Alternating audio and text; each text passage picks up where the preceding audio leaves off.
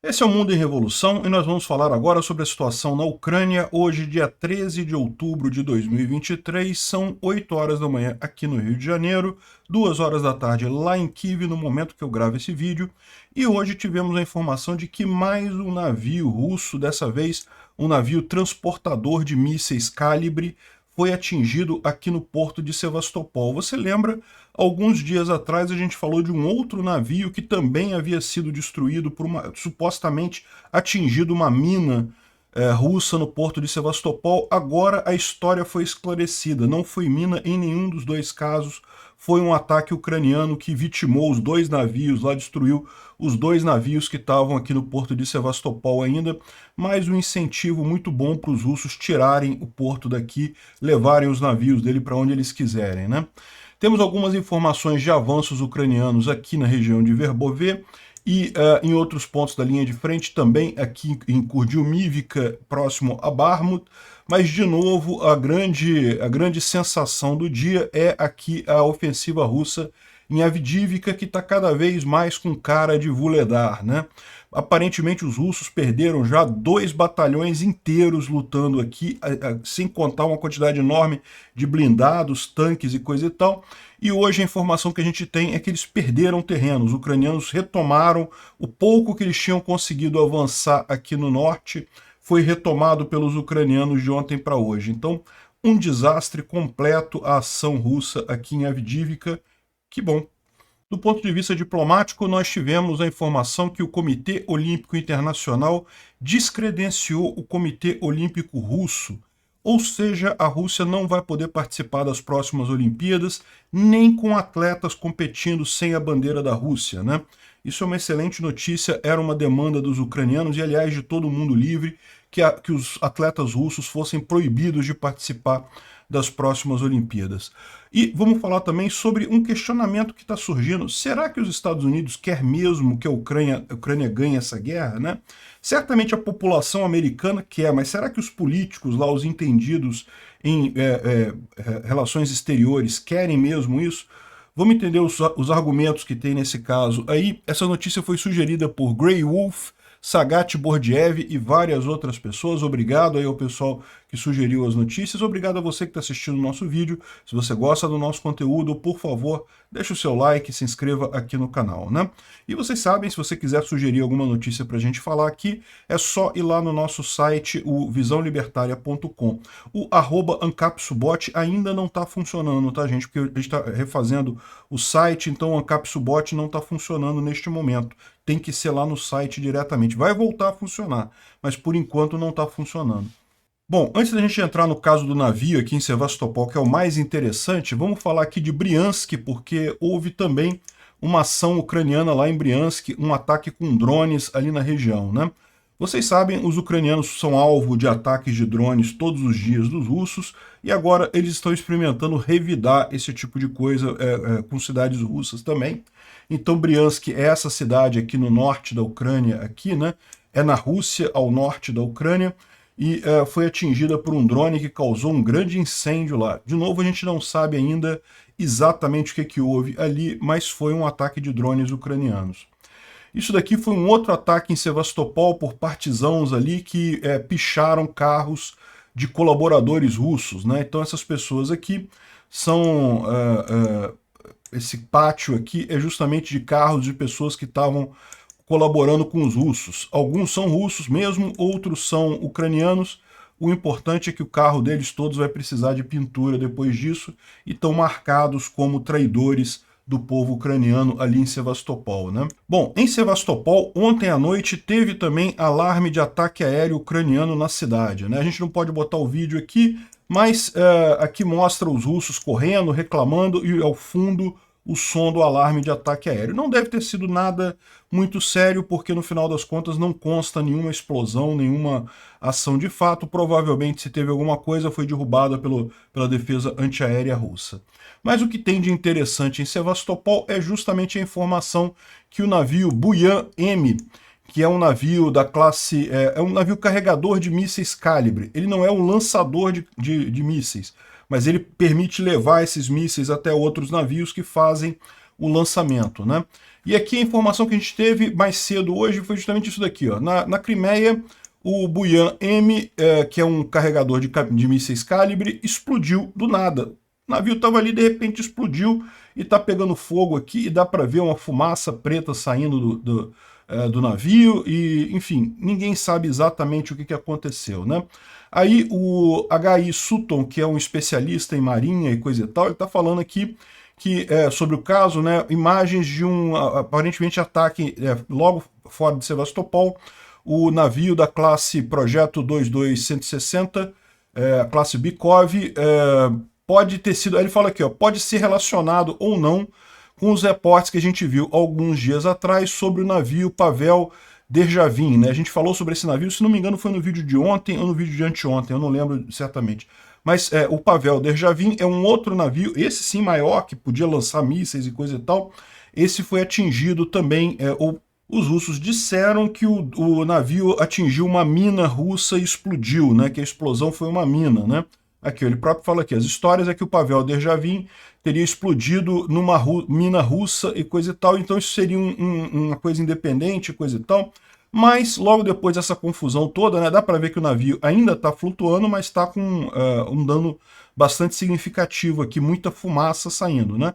É possível que ele seja recuperado, tal como o Pavel Derjavin, esse outro navio, que é o Buyan M, pode ser recuperado. Mas está danificado, vai ficar um tempo no mínimo precisando ser tratado lá do porto, né? E agora saiu a informação pelo serviço secreto ucraniano de que houve isso daqui, ó.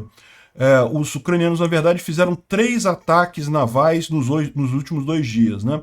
O serviço secreto ucraniano confirmou que danificou o navio Buyan, que é um carregador de mísseis e que estava dentro da Baía de Sevastopol, e também atacou o Pavel Derjavin, que é um navio de patrulha, há 2 dias atrás, e ele também tentaram atacar um submarino Alrosa. Todos esses foram atacados usando os drones experimentais Sea Baby, né? Depois da primeira detonação, os russos, os investigadores de minas e mergulhadores russos não conseguiram descobrir o que aconteceu. Ontem, o submarino Alrosa teve sorte, conseguiu escapar dos desenvolvimentos até aqui. O carregador de mísseis Buyan não teve tanta sorte, não repetiu a sorte do Alrosa, então foi atingido hoje pela manhã na Baía de Sevastopol, durante o teste dessa arma experimental do Sea Baby. O Serviço de Segurança ucraniano avisa aos moscovitas que é melhor eles não irem em águas ucranianas se eles querem preservar pelo menos uma parte do que sobrou da frota deles do Mar Negro, né? Pois é, a mensagem é clara aqui.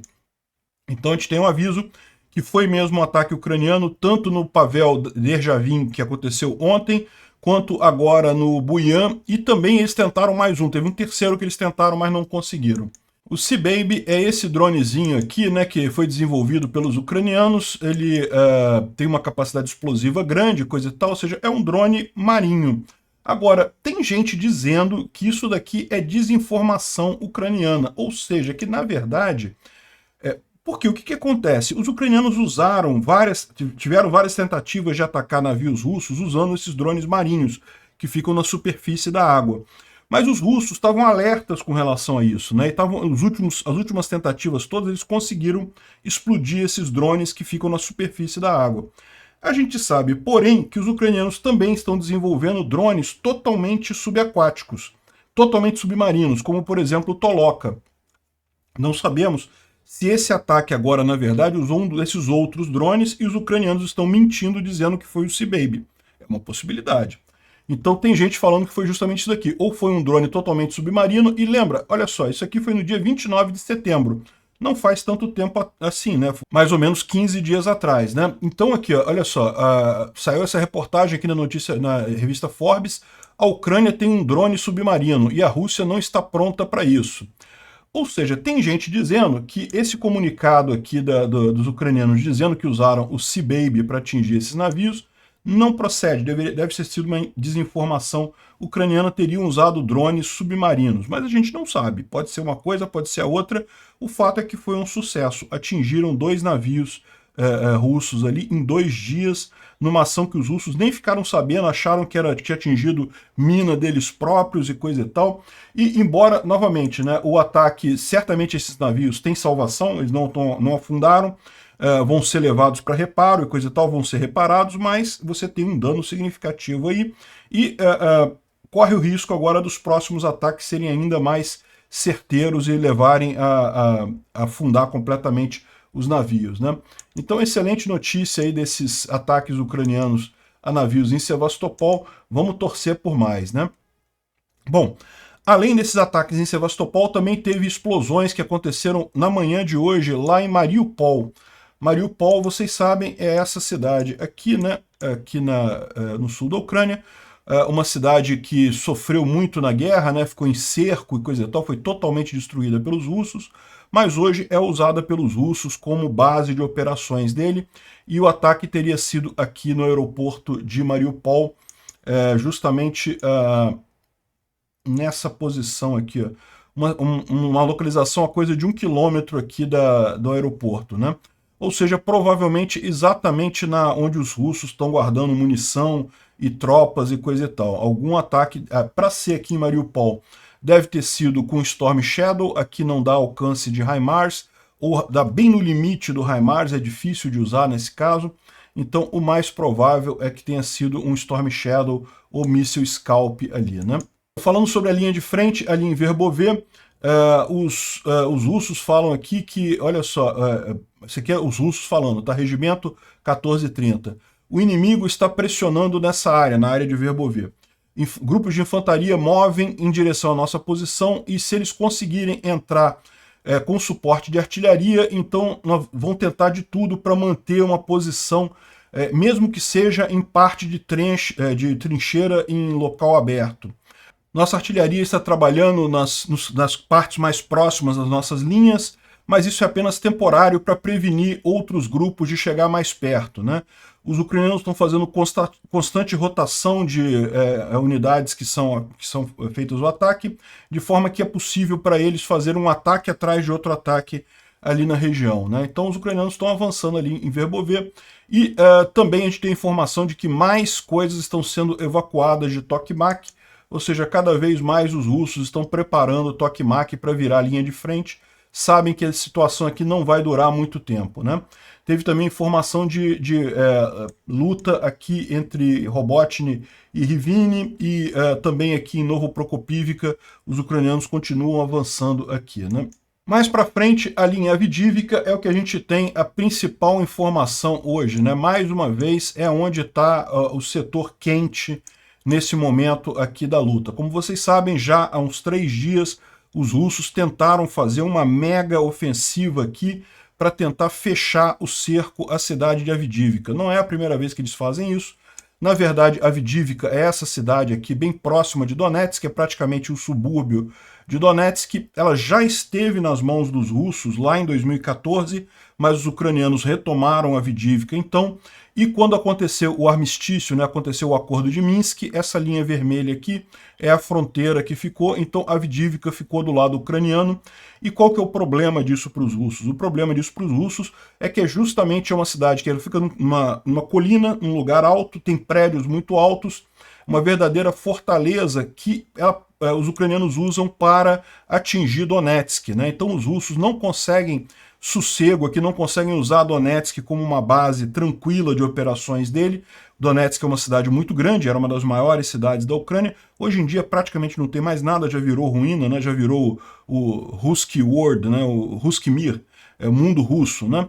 Enfim, só virou ruína aqui, mas os russos querem tirar os ucranianos de Avdiivka, porque justamente permitiria que eles usassem Donetsk como uma base de logística mais segura, né? E os ucranianos, lógico, querem manter Avdiivka pelo mesmo motivo, né? Para poder continuar impedindo que os russos tenham liberdade aqui em Donetsk. Então, os russos tentam tomar Avdiivka desde 2014 e não conseguem. Quando começou essa fase mais ampla da ofensiva russa, eles tentaram fazer o cerco aqui, mas já foram repelidos pelos ucranianos. Essa área azul escura aqui, ou cinza escuro aqui, ela já tinha sido tomada pelos russos. Os ucranianos expulsaram o pessoal daqui, os russos daqui, e agora os russos botaram um monte de tropas, mas muita tropa mesmo, muito blindado, muita coisa, e tentaram fazer uma blitzkrieg há 3 dias atrás, falharam miseravelmente. Anteontem tentaram de novo continuar avançando, falharam de novo. Ontem, mais uma vez, tentaram avançar com toda a força, com um monte de blindados, com um monte de gente. E sabe o que aconteceu? E de anteontem para ontem, a gente já tinha falado que os russos conseguiram avançar alguma coisa aqui nessa coisa norte, né, na parte sul aqui, né, porque em tese a ideia deles é fechar o cerco aqui, né, a partir de Krasnohorivka, fechar aqui em Orlivka e também aqui ao sul avançar até Orlivka e fechar os ucranianos aqui em Avdiivka. Essa era a ideia dos russos. Aqui do sul eles não conseguiram avançar nada. No norte eles conseguiram avançar alguma coisa, muito pouca coisa, perderam muito tanque, perderam muito pessoal, avançaram só um pouquinho. E de ontem para hoje o que a gente tem de informação é que o pouco de área que eles tinham conseguido avançar, eles perderam completamente. O 13º está falando aqui que hoje, né, dia 13, às 8 horas da manhã, as tropas russas foram retiradas da montanha de lixo ali em Avdiivka, né? A montanha de lixo, o depósito aqui, o Terracon que eles chamam, né? É essa coisa aqui que está marcada aqui, que é uma altura grande, tá vendo? 38 metros. Então é uma coisa importante, porque a altura sempre é vantajosa em termos militares, né? E aqui mistura lixão com dejeito de mina, um monte de coisa aqui. Então é uma montanha de coisas aqui. E os russos, ontem a gente falou sobre isso, eles estavam tentando tomar esse Terracon. Alguns diziam que já tinham tomado, outros que estavam tentando tomar. O fato é que hoje eles desistiram, eles saíram de lá. Ainda tem batalhas acontecendo, mas os russos abandonaram completamente a luta ali. Ó. Aqui, ó, mais um outro russo falando aqui. É reportado que a montanha de lixo lá em Avdiivka foi perdida como resultado de um contra-ataque com sucesso pelos ucranianos. A luta continua, mas tem muitos 300 no hospital em Donetsk, né? Ou seja, o que eles estão preocupados é que a luta continua, mas o problema é que os hospitais de Donetsk estão lotados com soldados russos feridos, né? 300 é o código para soldado ferido, 200 é morto, 300 é ferido, 500 que fugiu, né? Que desertou. Enfim, aqui tem a imagem, parece que, como diz aqui o Julian Hosky, parece que a ofensiva russa em Avdiivka foi um desastre épico para as forças invasoras. Sem tomar nenhum dos vilarejos que disseram que tinham tomado, a Rússia perdeu mais do que 15 tanques e 30 veículos blindados. Na verdade, muito mais do que isso, né? A gente já viu isso aqui já está mais antigo. Mas eles estão falando aqui sobre as tentativas russas de avanço aqui, que as setas vermelhas do Raibar, falando que não, que avançamos e coisa e tal. E no final das contas aqui dá para ver que, pela evidência visual aqui, ó, os russos não passaram da estrada de ferro. Em momento algum eles passaram da estrada de ferro. Então aqui, a estrada de ferro corre aqui. Os russos disseram que já estavam aqui em Berdish, atacando Stepov e coisa e tal, mas na verdade, em momento algum, eles conseguiram atravessar a linha férrea que tem aqui, ó. E chegaram perto aqui da montanha de lixo aqui, né, do Terracon, mas no final das contas não foram à frente, não conseguiram nada do que eles queriam. E uma coisa que chamou muita atenção foi justamente que em determinado ponto aqui, ó, eles colocaram, foi visto um tanque russo cheio de infantaria em cima do tanque, né? O tanque, ele é uma arma que é usada para você abrir a frente de batalha. É uma arma muito resistente, você pode dar tiro, pode jogar um monte de coisa e não vai quebrar. Né? É lógico, existem armas antitanques, mas é bastante resistente, né? Mas o tanque, tipicamente, só vai com o operador do tanque, o motorista, e o cara que faz os tiros lá, que dispara os tiros. Eventualmente tem uma terceira pessoa ali dentro.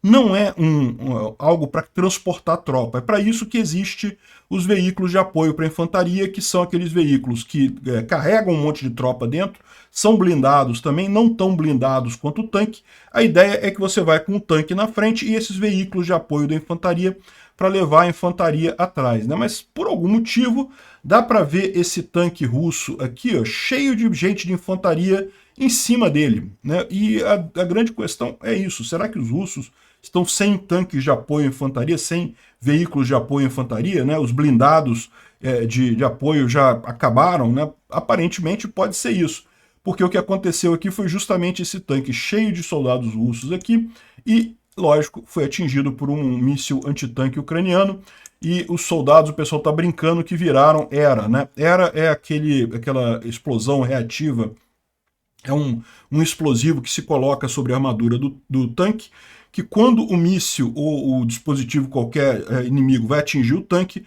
ele bate naquele tijolinho, né, e o tijolinho explode. Então ele faz uma contrapressão e limita o estrago feito pelo projétil que está vindo lá, né, contra o tanque. Então o ERA é usado para isso, para evitar que o tanque seja perfurado por alguma coisa. Estou falando aqui que estão usando ERA de carne, né, que é um tanque com ERA de carne. Pronto, proteção ERA feita de carne.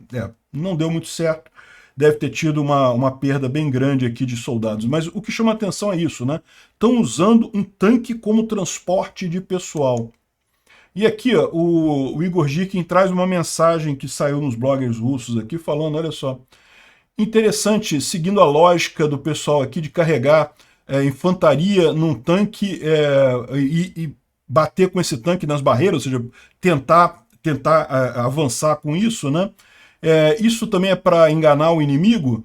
Se foi, então sim, o inimigo com certeza está espantado com a nossa superinteligência, né?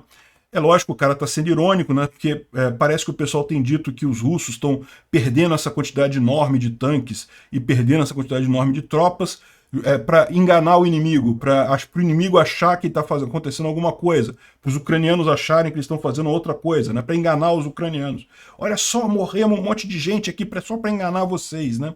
E aí ele falando aqui que, então quer dizer que essa estratégia de levar um monte de soldado em cima do tanque e depois detonar o tanque e matar todo mundo é para enganar o inimigo também? Se é, então o inimigo está com certeza impressionado com a superinteligência dos russos, né? Enfim, não se sabe de quem foi a ordem idiota de fazer esse tipo de coisa, porque não tem sentido nenhum isso daí. Mas se você parar para pensar, toda essa ofensiva russa à linha Avdivka não faz sentido nenhum, né? Ou seja, os russos estão só perdendo equipamento, perdendo pessoal, mas é aquela lógica que eu falei para vocês, né? Os comandantes russos, eles estão naquele dilema. Se o alto comando russo manda eles avançarem numa direção, se eles reclamam e falam assim, não, olha só, a gente não tem condições, vamos perder um monte de gente, vamos perder equipamento, a gente não tem rotação, não tem munição suficiente para avançar. Se eles reclamam, eles são retirados do comando ali, né? Aconteceu com Popov, aconteceu com vários outros comandantes russos. Se, por outro lado, eles vão lá e fazem o ataque conforme quer o alto comando russo e morre todo mundo como é previsível, eles também vão ser sacados. É o grande dilema dos comandantes russos agora, fazer o quê? Se reclamar, disser que não vai andar, vai ser sacado. Se atacar e der errado, como vai dar errado mesmo, é sacado também, né? Aí cada um sai do seu jeito, e é por isso que saem essas coisas absolutamente sem sentido de tentativa de avanço russo, né? E tem mais um monte de imagem. Eu não vou ficar mostrando as imagens dos tanques aqui explodindo, né? Porque é mais um monte de imagem de coluna russa de ontem para hoje, né? Tentando fazer avanço ali em Avdivka e de novo um monte de tanque sendo destruído sem avançar nada. A ponto de que chamou muita atenção essa mensagem aqui dessa moça aqui, que é uma voluntária russa. Ela está dizendo, olha só, a gente precisa muito de sacos para corpos, né? Estamos precisando muito de sacos para corpos. E ela fala aqui que se alguém puder ajudar a fazer aí uma doação, comprar sacos para corpos, a gente está precisando com muita urgência. Se puder também comprar comida e coisa e tal, também ajuda, mas o que a gente mais está precisando agora é justamente sacos para corpos, né? Que coisa, para você ver o nível de sucesso desse avanço russo, está faltando sacos para corpos. E o David D. fala aqui que, isso aqui ele está falando de ontem, né? Que os russos perderam uma brigada inteira ontem próximo de Avdivka. Mas isso aqui já é antigo já, porque se você olhar aqui, ó, uma brigada é aproximadamente 700 a 1.000 soldados, né? E já perderam 2.000 soldados nos últimos 3 dias tentando capturar os arredores ali de Avdivka, né? Isso aqui é a mensagem de um soldado Osman, soldado ucraniano, falando que, de acordo com as informações que eles têm lá, já perderam 2.000 soldados os russos. Ou seja, é realmente uma perda fantástica, que seriam 2 batalhões completos, 2 ou 3 batalhões completos, né? Muito mais do que perderam em Vuhledar, muito mais do que perderam na travessia do rio Siversky. Impressionante mesmo a quantidade de tragédia para os russos ali, né? E o Radu Rosso, ele faz um sumário aqui para a noite de ontem para hoje, ou seja, ele escreveu isso daqui a 1h da manhã do dia 13 de hoje, né?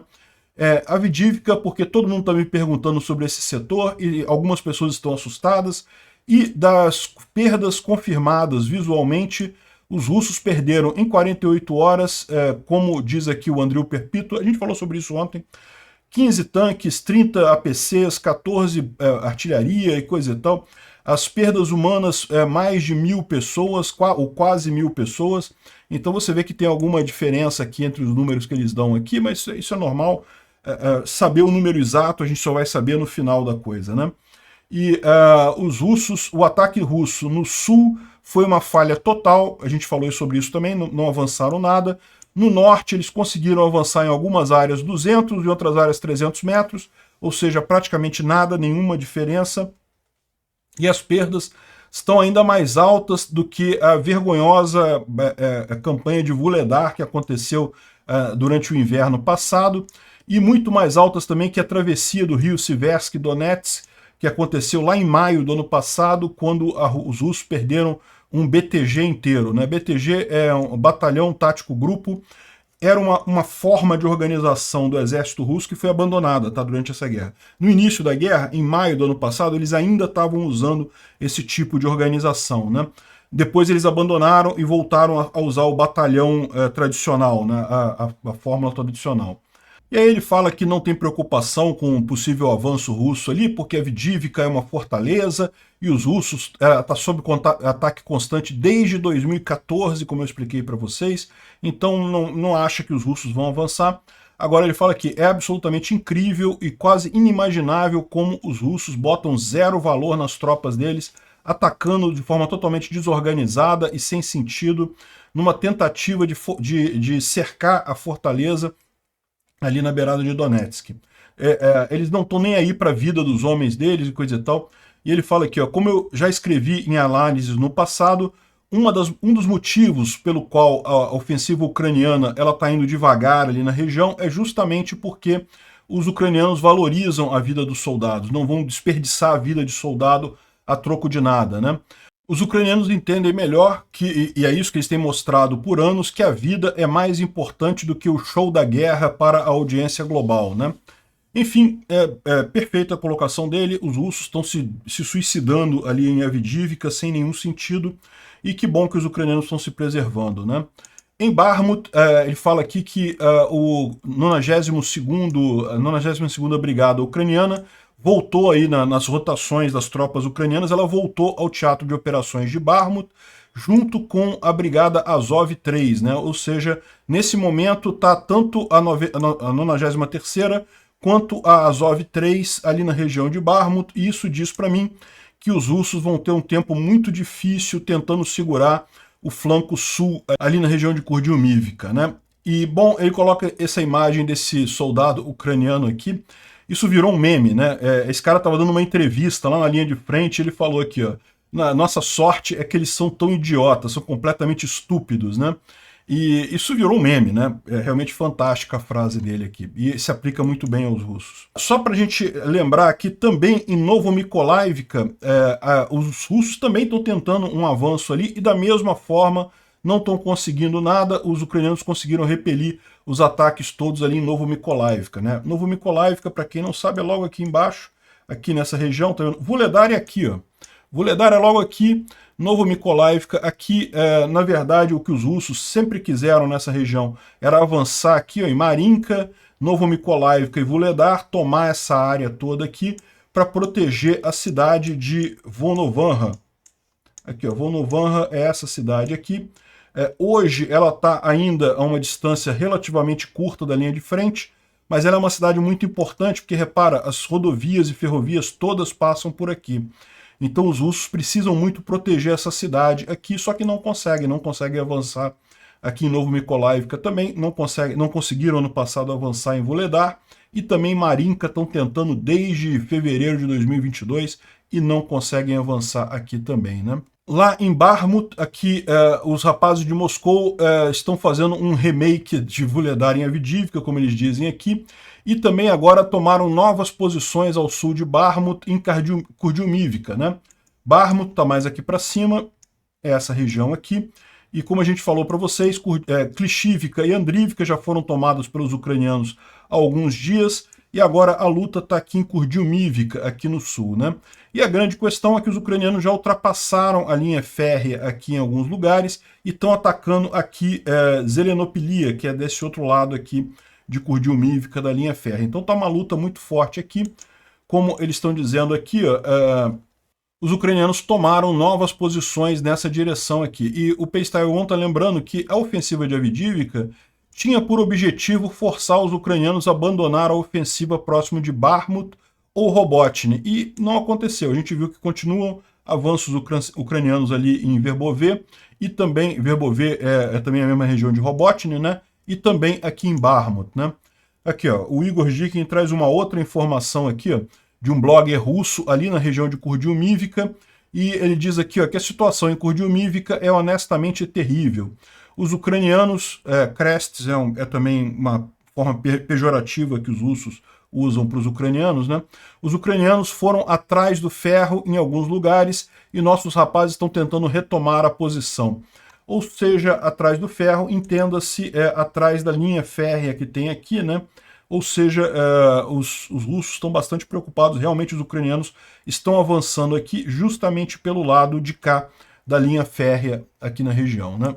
E mais um dia que com esses avanços lá em Avdiivka, com os russos tentando avançar em Avdiivka, que eles têm perdas terríveis, né? Mais de 1000 soldados mortos. Esses números aqui referem-se a toda a linha de frente, tá? Então aqui está junto Kurdyumivka, Novomykolaiivka e também Avdiivka, né? E também Verbove, Robotny, coisa e tal. Então dá para ver aqui que perderam 1000 soldados de ontem para hoje, 26 tanques, 49 veículos blindados. Realmente a quantidade de veículos de apoio à infantaria deve estar acabando para os russos, deve estar faltando pelo menos ali em Avdiivka para o pessoal estar subindo em cima de tanque para avançar, né? Agora também impressionante, 44 sistemas de artilharia destruídos, um sistema de defesa antiaérea também destruído russo, e 33 caminhões de tanque, caminhões de transporte de suprimento e caminhões-tanque, né? Então, realmente, aqui um avanço fenomenal aqui em termos de retirada de poder russo de coisas ali, né? É um desespero dos russos nesse momento. O Instituto para o Estudo da Guerra fala aqui sobre a situação ali em Avdiivka, e ele dá uma informação curiosa aqui, ó. O ISW está revisando sua posição de que os ataques russos próximos a Avdiivka eram apenas esforços locais com intenção apenas de fixar as tropas ucranianas ali, mas não dá para dizer ainda exatamente qual seria o objetivo e o resultado desses esforços russos ali em Avdiivka. Ou seja, de fato, a impressão que a gente tinha é que esses ataques em Avdiivka eram apenas para desviar reforços de outras fontes, esperavam que os ucranianos tirassem tropas de outras fontes, mas é um ataque muito grande, estão fazendo um ataque muito sério ali em Avdiivka, né? Não estão conseguindo nada, mas estão fazendo um ataque muito grande, então não dá para saber o que os russos querem ali. Aparentemente eles querem se suicidar mesmo, só pode ser isso. Bom, os russos estão reclamando de um aumento expressivo de assassinatos cometidos por soldados em serviço, né? Então os casos realmente aumentaram bastante aqui, 2.400% em um único ano, provavelmente como resultado de soldados totalmente malucos voltando para casa e cometendo assassinatos, né? Realmente um aumento substancial, né? Aqui na cidade de Rostov, em azul, e na cidade de Novocherkassk, em vermelho aqui, mas de qualquer forma um aumento muito grande, né? Também lógico porque os russos têm usado muita população presidiária, né? Muito presidiário para ir para a guerra, e esse pessoal depois volta livre para as cidades. Olha só que tragédia que está acontecendo, né? Bom, uma notícia positiva, extremamente positiva. O Comitê Olímpico Internacional decidiu suspender as atividades do Comitê Olímpico da Rússia. Ou seja, o que acontece hoje, né? A Rússia ela está vetada de participar das Olimpíadas, mas os atletas russos ainda poderiam participar das Olimpíadas sob a bandeira sem a bandeira do país, né? Isso acontece com vários países em guerra e coisa e tal, mas agora a decisão do Comitê Olímpico Internacional, olha só, a decisão de reconhecer organizações regionais nos territórios ocupados da Ucrânia é uma violação do capítulo olímpico. Ou seja, qual que foi o problema? Os russos criaram comitês olímpicos em Kherson, em Zaporísia, em Donetsk, na Crimeia, e isso viola o contrato com o Comitê Olímpico Internacional, então ele foi suspenso. Com isso, nenhum russo pode participar das Olimpíadas, nem mesmo com bandeira branca, né? Nem mesmo sem participar por país. Então, excelente notícia isso, né? Bom, os Estados Unidos está produzindo e vai fornecer para a Ucrânia um número grande de Switchblade 300, que são aqueles drones suicidas com capacidade mais alta, antitanques, né? Em tese, eles podem destruir a blindagem de um tanque. Bom, vamos ver, né? Esses drones já foram fornecidos para a Ucrânia, mas não parece que deram muito resultado, não. Vamos ver se a coisa melhora. Agora, esse daqui, a Ucrânia, o Mikhailo Podolyak, ele disse que a Ucrânia tem seus próprios mísseis de longo alcance experimentais, com alcance de 750 a 1.000 quilômetros, mas precisa de investimento para expandir a produção, a capacidade de produção deles. Ou seja, em tese, a Ucrânia não precisaria do ATACMS, não precisaria do Taurus, do Scalp, do Storm Shadow. Ela teria os próprios mísseis delas para fazer esse tipo de ataque de alta capacidade, de alta distância, só que está precisando de dinheiro para fazer isso daí, né? Tomara que consigam esse financiamento aí de alguma empresa. Os Estados Unidos eles estão juntando uma coalizão de países que vão ajudar a Ucrânia a desenvolver a sua força aérea. Então a ideia é justamente o que aconteceu na Ucrânia, né? A Ucrânia, devido ao memorando de Budapeste, ela meio que abriu mão da indústria bélica aérea dela, né? Então todos os aviões da Ucrânia são aviões ainda muito antigos, são os aviões da era soviética, né? Isso se mostrou ser uma desvantagem enorme da Ucrânia. E isso é um problema, por quê? Porque a Ucrânia é um país pobre, né? E para produzir aviões é uma coisa cara. E então vai acontecer os F-16 vão chegar, mas mais do que isso vai ter toda uma estrutura para a Ucrânia desenvolver a sua força aérea, voltar a produzir aviões, voltar a produzir coisas aqui. Acho que é bem interessante isso daí, né? Espero que dê certo essa atividade aqui. Agora, uma curiosidade aqui, um ponto curioso que o Kamil Galiv levanta aqui. O Kamil Galiv é um estudioso de relações internacionais, ele é russo de origem, mora nos Estados Unidos, e ele fala aqui uma coisa que é bem curiosa. Muitos do establishment de política internacional, muito do pessoal de Washington, né, que fala sobre política internacional, quer usar a Rússia contra a China em algum ponto do futuro. Ou seja, os Estados Unidos não querem destruir completamente a Rússia, querem que a Rússia ainda esteja viva para ser usada pelo Ocidente contra a China no futuro. E a liderança política russa sabe disso. Então, uma coisa que ele está colocando aqui é que toda essa hesitação dos Estados Unidos de fornecer os mísseis mais poderosos, né, o ATACMS, de fornecer aviões e esse tipo de coisa, que poderiam resolver essa guerra muito rapidamente, essa coisa é justamente uma forma de Washington preservar Moscou, deixar Moscou conseguir se sobreviver a essa guerra, né? Eu não sei se tem como, tá? Sinceramente, a minha visão maior é o que eu falo para vocês. Eu tenho a impressão de que o Biden quer levar essa vitória para o ano que vem. Por quê? Porque seria muito mais vantajoso para ele em termos eleitorais, né? Ano que vem, 2024, a eleição americana. Faria muito sentido para o Biden que a vitória da Ucrânia acontecesse ano que vem. Vamos supor que ele desse todas essas armas para a Ucrânia hoje, a Ucrânia ganha a guerra, encerra a guerra. O Trump e muitos dos partidos republicanos estão numa posição extremamente desconfortável de ser contra a Ucrânia. Se colocaram nessa posição para fazer um contraponto ao Biden. Mas a maior parte do povo americano quer o apoio à Ucrânia, né? Então, para o Biden, quanto mais ele empurrar essa coisa, melhor. Se ele resolver o problema da Ucrânia esse ano, ano que vem vai ter a disputa, né, eleitoral, mas isso vai ser ponto passado. Ele não vai poder dizer, olha só, se o Trump ganhar, vai acabar com a ajuda para a Ucrânia. Ele não vai poder dizer isso, porque, na verdade, já acabou a guerra. Então ele quer que a Ucrânia ganhe a guerra, mas quer que ganhe no ano que vem, né? E, de certa forma, dá para entender isso daqui nesse contexto. Por quê? Porque ano que vem também é eleição na Rússia. Você pode entender que essa dança entre Washington e Moscou é justamente para esperar ter a eleição do Putin ano que vem lá na Rússia, né? Ou seja, tanto Biden quanto Putin resolveriam seus problemas políticos a troco da Ucrânia sofrer mais alguns meses nessa guerra aí, né? Enfim, não tenho o que dizer, porque a verdade é que a Ucrânia depende dos Estados Unidos nesse momento. Se a ajuda americana acabar, realmente a Ucrânia teria dificuldades, né? Não iria acabar, não, tá? Não iria morrer a Ucrânia completamente, coisa e tal. Não acredito nisso. Até porque a Europa ainda está muito forte no apoio. Mas seria bem mais difícil, né? E uma outra visão curiosa que tem aqui também do Infographics Show é que eles explicam aqui por que a China quer que a Rússia perca a guerra da Ucrânia, né? Então é curioso isso, porque de um lado você tem os Estados Unidos querendo que a Ucrânia ganhe a guerra, mas que na verdade por trás dos panos não quer que ganhe tanto assim, quer que a Rússia continue viva e coisa e tal. E do outro lado você tem a China que em tese, né, no aberto, é a favor da Rússia, né, tá apoiando a Rússia, mas que na verdade quer que a Rússia perca essa guerra, né? E o motivo é o mesmo, porque como eu disse para vocês, aqui a Rússia, o Washington, né, os Estados Unidos, espera usar a Rússia contra a China em algum ponto do futuro.